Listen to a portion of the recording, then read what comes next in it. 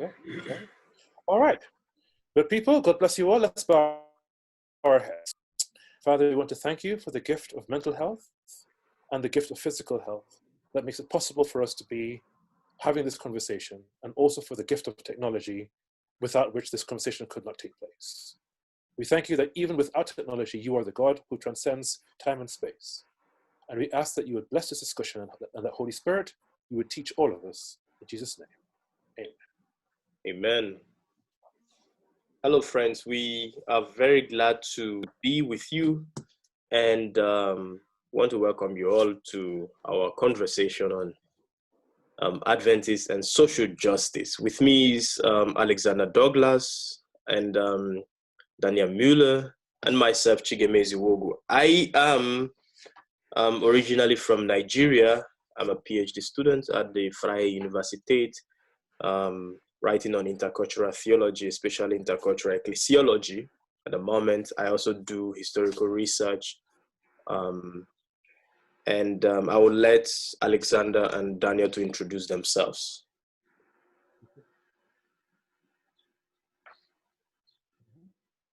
You can start, Alexander. Oh, sorry. Yes.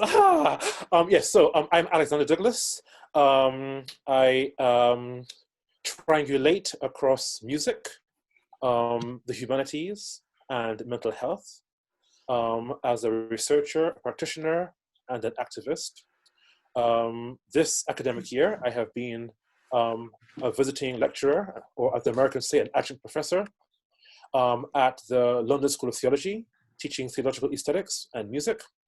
And I am also a doctoral student at the Protestant University, Theological University, which is in Groningen and in Amsterdam, where I am working on theology and mental health. Right. Well, I'm Daniel Müller. I'm a teaching assistant at the Faculty of Philosophy in Groningen. And I'm also a student assistant in the University Medical Center doing medical ethics. And I've also did a project on moral injury in war with the head of the Humanist Chaplains, Erwin Kamp, in 2018. So my interests are in social and political philosophy.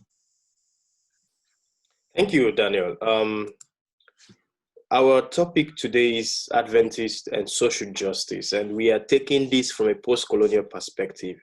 We don't want to forget that in this week, just before a few days ago, a group of historians recorded a Zoom conversation like this on early Adventists and social justice, talking about the civil rights movement and all those key Adventists and what they did in contributing to justice, to equality. And they were trying to say that this was the key, this was the foundation of Seventh-day Adventism. Myself, Alexander, and Daniel would talk about this from a historical, philosophical, and post-colonial perspective, as well as a theological, anthropological perspective. And then we would invite you all to make comments, those who are online. And of course, if you watch this later on, maybe on YouTube or on Facebook, you can make a comment and or ask a question. So I would like to start by saying that Seventh-day Adventism kind of was built on, well, the early beginnings of Seventh-day Adventism was built on a kind of theological theopolitics, an apocalyptic, a political apocalyptic that had this kind of rhetorical radicalism that identified America as one of Revelation's beasts.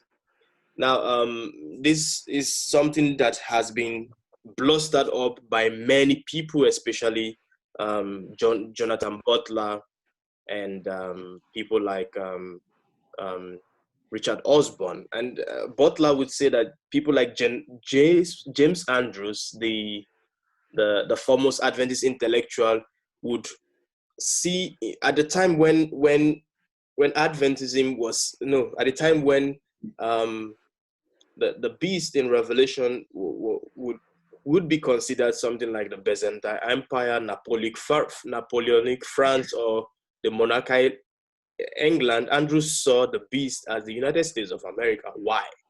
Why would such thinking out of the box, occur in Andrews' vision? Richard Osborne says that Andrews perceived the American Republic had originated in principles of religious liberty and political equality. So at this time, the American Republic was as well kind of making slavery look like a good thing. They were also kind of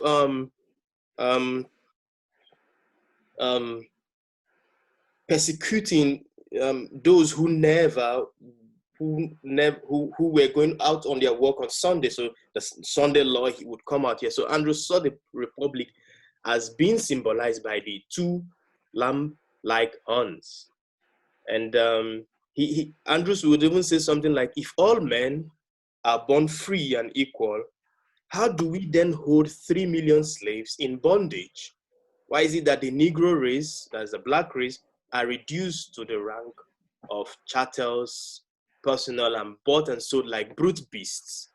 So to Andrews, the intolerance towards people's rights, towards religious rights, towards religious liberty and political equality would soon lead the United States and its churches to unite with the Catholic Church, to trample on the freedom and conscience and persecute Adventists. Now, it's not only Andrews that was thinking this way. So there was A.T. Jones, an early Adventist, and as well Percy Megan. And they were immersed in a kind of apocalyptic vision that catalyzed public action, right? They would say something like the apocalyptic hope charged the brief interim remaining before the second advent with such significance that Adventists felt impelled to circulate petitions against the Republic, to appear in congressional hearings. So Adventists were participants, in fostering social justice. They condemned American imperialism, they condemned slavery, and let us not go far into what has been already said by the other historians the last week. It's just fact. But it seems that at the very moment Adventism transferred to the global South through mission, they forgot the main ethos of their own founding social justice, which was mixed with a political apocalyptic. And it is true that some Adventist missionaries in Malawi or China or India or post-colonialism, I'll give an example of Ferdinand Stahl in Peru, in a book written by Fernando Granero. This book is titled Slavery and Utopia. Ferdinand challenged the status quo. There, the Indians were seen as below class, or this colonial mentality where people are seen below others. And Stahl would come and say, no, let's educate these people. And then he was in kind of opposition to the status quo. He even led some uprising in Peru. Still, although there are pockets of these opposition to the colonial system, it's an open secret, or it's not an open secret, whatever it is, that missionaries cooperated with the colonial structures for the sake of mission. And I could give several examples. For instance, in 1887, 7 Adventist missionaries, when they established a mission in the Cape Town of South Africa, they unconsciously entered and somehow consciously entered into the scheme of Cecil Rhodes, the British visionary and businessman whose ambition was to expand his mining business and increase the British imperial control of Africa. The colonial nature of white supremacy tendency can also be seen in a missionary's book, Anderson, on the Trail of Livingstone. Anderson himself would refer to Africans as sons of the jungle, raw heathens, stupid native boys. And it continues. And if you look into history or mission history, you go to the Philippines, you can also see similar tendencies. And you ask yourself, so at the beginning, these early Adventists were, they're at the forefront of social justice. They are fighting for religious liberty, for the slaves, for themselves as Adventists to just have freedom of worship. And now they are, kind of legitimizing inequality, cheap labor, and you ask yourself, what's going on? When I think of these things, I remember that I still have this colonial heritage in me. For example, I can see the remainder of the marriage between missionary Christianity and colonialism, because colonialism, I believe, is a system that is against equality. And I was born a Seventh Adventist myself. I grew up as a Seventh Adventist. But when we talk about the religions, the local religions, it's as if it is taboo. And I was meant to see everything that came from Britain, from Europe, as the best. So we'd sing hymns from Europe and from America, would pray like Europeans and Americans, would invite Europeans, Americans. So this tendency of belittling myself or of seeing myself lower class. In fact, we thought with my family that when Jesus comes and we get to heaven, we will be transformed like Caucasians, because you always see the Caucasian Jesus, the Caucasian angels in those mission books, in those story books. And, it's like as if I was living a colonial religion, because I never saw snow until I came to Europe, 8 years ago. But we sang "Whiter Than Snow, Lord, Whiter Than Snow" during Holy Communion. And you wonder, what is white? What is snow? What else is whiter than snow? But you get my point. So when Adventist missionaries came to Africa, the African continent, the African cultural baggage was not accepted into the church. And as a scholar, Macapela pointed out, African culture was associated with paganism and later with nationalism. Hence, missionaries and Adventist workers, we are assigned the responsibility of monitoring the metamorphosis of Africans, forbade the inclusion of any African cultural baggage into the Adventist society. And I'm saying perhaps Adventist missionaries never really reflected on the apocalyptic musings of Adventism.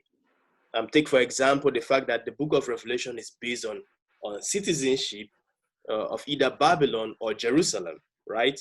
And if we summarize the purpose of the book, you see it's kind of war of allegiance. Who do you give your allegiance to? Are you giving your allegiance to the one who is perpetuating injustice? Or are you giving your allegiance to the one who is perpetuating justice? So it is you can see these two things. So victory is attained when the demise of mystic Babylon is portrayed, and the New Jerusalem becomes the habitat of the saints. Hence, you can say that the mission of the saints is to invite the people to come out of Babylon and become citizens of New Jerusalem, citizens of liberty, citizens of equality. And this is what was advocated early in Adventism, but somehow it stopped. It just caught. And I think as an African living in Europe, an Adventist living in Europe, we need to continue this conversation. We need to take it further. So this is my kind of introduction into this topic. Now I'll leave the stage now for Daniel to continue. Thank you. Thank you. I'll put on my timer. Okay. Yeah. So Chigemezi emphasized here the entanglement of Adventist foreign missions and Western colonial politics. And I think this emphasizes the necessity of developing a more critical consciousness concerning this imperial and colonial dynamic in Adventist history and also in our hermeneutics. And in order to accomplish this, it is first important to, I think, foster a wider awareness of the ways in which biblical, eschatological, and also apocalyptic texts have been used throughout Western history to legitimate imperial and colonial conquests. The conquest of America by Columbus was, for example, also motivated by an idea of a sort of Eden, a new vision of a new earth. And this has played an influential role. And also in, for example, the Crusades, and also Constantine also used such ideas. So as Adventists, we need to foster, I think, great awareness about how apocalyptic has been used in the past, because we might fall for the same problems here. And within this checkered history of exploitation and domination, I think it is informative for us as Adventists that the European colonists, they specifically justified their colonial enterprises based on this eschatological injunction to preach the gospel before the end of time. And since we as Adventists, at least our self-identity is so grounded in this idea that we have a specific eschatological gospel proclamation before the second advent, I think this makes us vulnerable to also repeat the same colonizing tendencies. And this is exactly what we have seen, I think, in the history that Chigemezi also laid out already. But then the question arises, what can we do to think apocalyptically, and thus as an Adventist, about colonialism and imperialism in such a way that we can contest, in a very concrete way as well, these neo-colonial logics, policies, and practices that we see in and outside the church. In order to do this, I think it is helpful to think about some resonances and also differences between Adventist apocalypticism and postcolonial biblical criticism. Well, the first point that we can mention here is that both have called attention to the importance of biblical empires, but in strikingly different yet complementary ways. So from its inception, the Adventist movement has attached great importance to the empires of apocalyptic prophecy. We all know the charts of William Müller and the pioneers, these charts with all the beasts, which represent empires. So we have spoken about empire, about the realities of empire in this sense. But we have used the apocalyptic empires to reveal God's providence in history and to demonstrate the historical plausibility of the Bible as the ultimate repository of divine truth. In other words, as apologetic tools. But if you think about it, using the biblical empires in this particular way reflects, I think, the social location of these North Englanders. They were not oppressed in any specific way, but if you are oppressed by empire, then you won't use empire merely as an apologetic tool. Then you want to study the way that empire has actually impacted your daily reality. And this, interestingly enough, we as Adventists, especially white Adventists, have not done as much as we could have. And this is, I think, an important point to make for the future. So given this traditional two-pronged perspective, as I just laid out, God's providence and an apologetic tool, many Adventist interpreters have accordingly directed most of their, let's say, hermeneutical efforts towards finding very specific historical counterparts for all the items in the apocalyptic symbolism, as we know in historicism, our preferred method of prophetic interpretation. Yet, despite this strong historical interest, we have scantily addressed, I think, the ways in which these empires, these biblical empires, have exerted their imperial and colonial power in their respective political contexts. Because Babylon was also a slave-holding nation. But there are not many Adventist studies on how Babylonian imperialism has functioned and what we can learn about imperialism in the contemporary world, for example. So we talk a lot about empire, in the context of our apologetic agenda, showing the trustworthiness of the Bible, which is, of course, good, but it's very one-sided. And Chigemezi has also mentioned Alonzo T. Jones and Percy T. Magan. And these were Adventists in the latter part of the 19th century who were, as Douglas Morgan says, apocalyptic anti-imperialists. From their apocalyptic worldview, they criticized the foreign policies of the United States, especially the Spanish-American War. And Jones, Alonzo Jones, he wrote books like The Two Republics, Rome and the United States. So he's comparing these empires. And he also wrote an interesting book with the title, The Empires of the Bible. And these are themes which are very prominent in post-colonial biblical criticism. So I think these are interesting lines of research.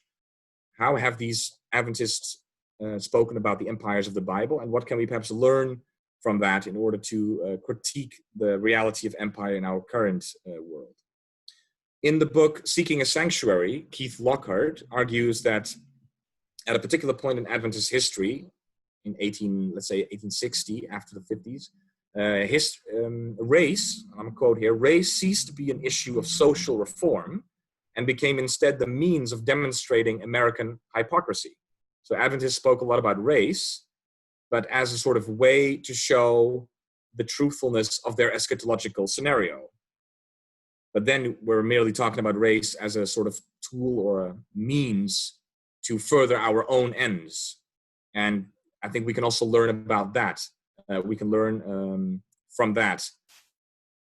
We should not talk about these issues merely to prop up our own theology, but we should use our theology to respond to these real issues in the world. So that's, I think, also something quite remarkable about the Adventist efforts in this regard.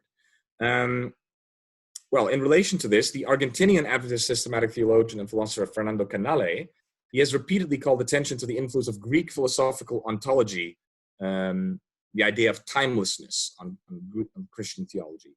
But as a complementary addition, I think it is important to emphasize that Western metaphysics, which has been influenced by Platonic ideas of timelessness, of course, has also perpetuated white supremacy and has been used to justify colonialism and imperialism.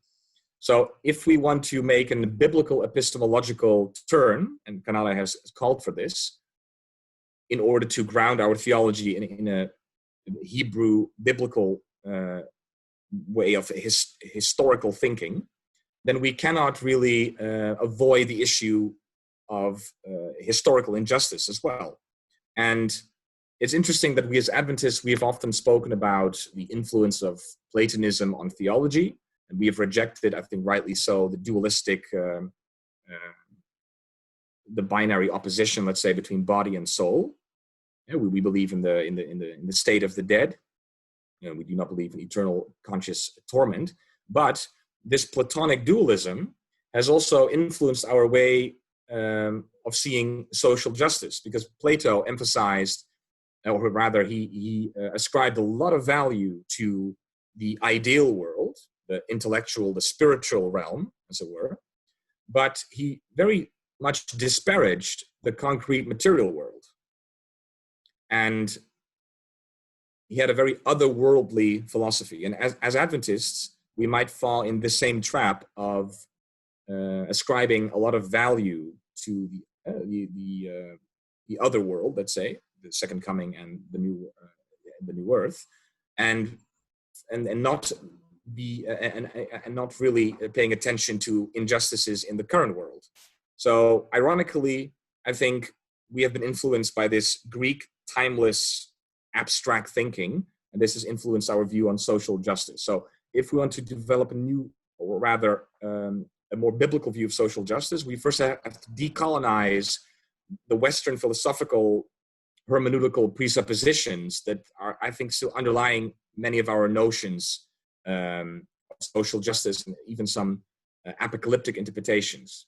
So to end here, I would like to just sketch a few ideas about how we might read Revelation from a post-colonial perspective. In post-colonial theory, people have often spoken about mimicry, and hybridity. These are quite complex concepts, so I won't go into them with any depth now. But in Revelation 13, you see that there are beasts, but interestingly enough, they are hybrid beasts. So, and if you go to Genesis, you see that the creation order is of such a nature that each creature reproduces after its kind. That's God's creation order. Whereas in Revelation 13, with all these strange hybrid beasts, it is as if this is signaling perhaps that these beasts are going against God's creation order.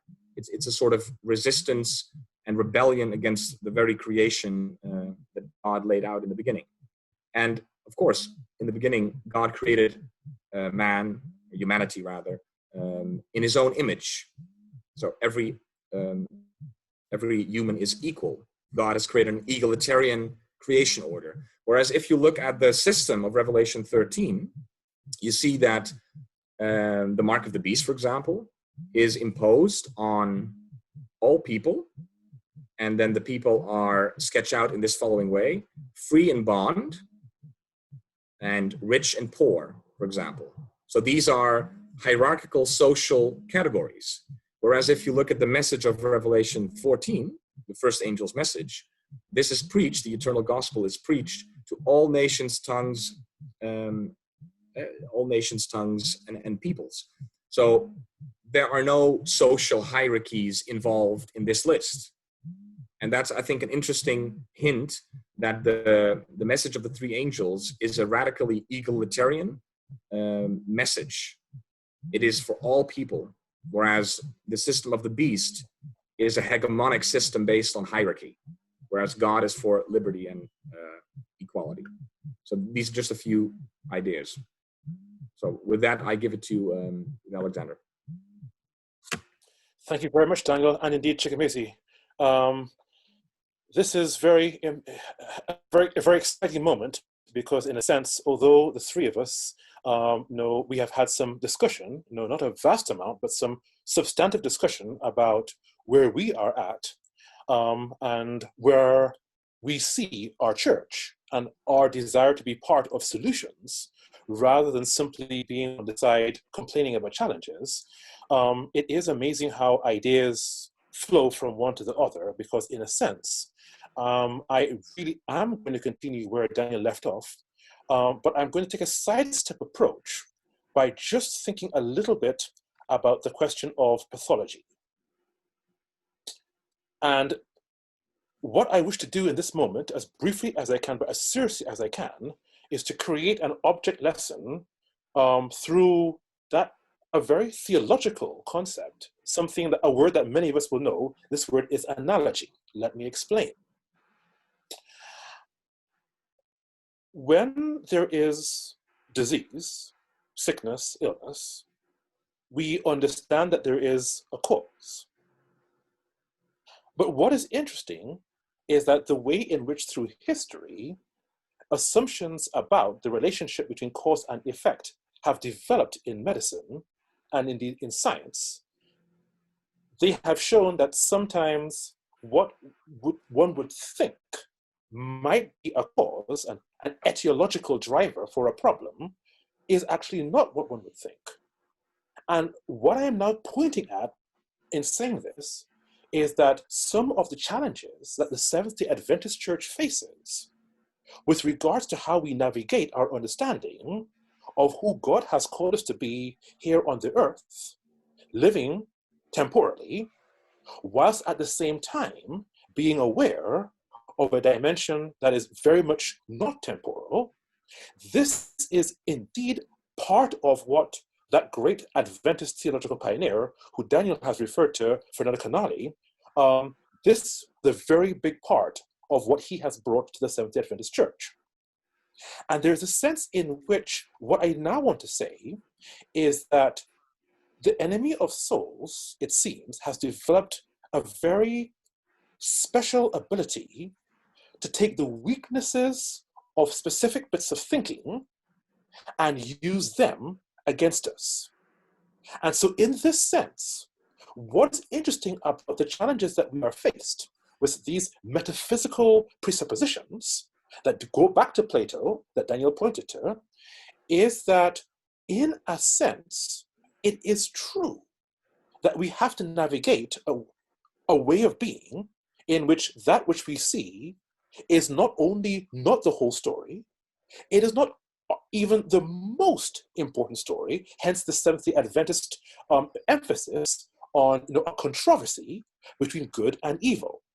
Now, one of the problems that arises from these unregulated metaphysical presuppositions that we have, even if we have never heard of the word metaphysics, and we only vaguely know that once upon a time, 2,000 years ago, there was some chap called, okay, and obviously, it seems to me that we will be revisiting some of these themes, as the time passes. So there is no problem. So as I was saying, even if you have no idea what metaphysics is, the sense that the world that we do not see is more important than the world that we can, and this is obviously now our great controversy between good and evil. The point I was getting towards is that in actual fact, one of the challenges is that we are still, so obviously where Daniel